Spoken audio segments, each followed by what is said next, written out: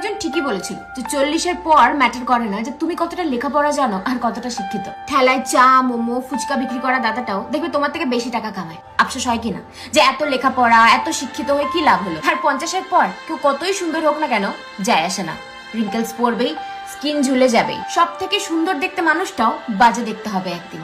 তোমার মনে হবে যে সৌন্দর্য দিয়ে কিছু হয় না, কারণ এটা চিরস্থায়ী নয়। আর 60-এর পর তুমি কত বড় ইনফ্লুয়েন্সিয়াল ব্যক্তি হও না কেন, তুমি কত বড় পোস্টেই ছিলে না কেন, সেই অফিসের দারোয়ানও তোমাকে আর পাত্তা দেবে না, কারণ তুমি আর পাওয়ারফুল নাও।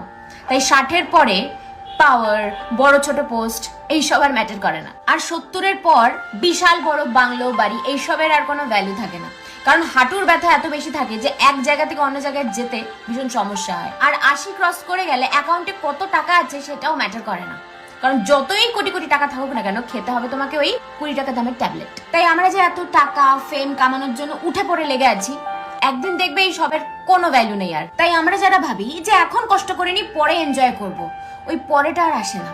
তখন হয়তো টাকা আসবে কিন্তু হাঁটুতে জোর থাকবে না।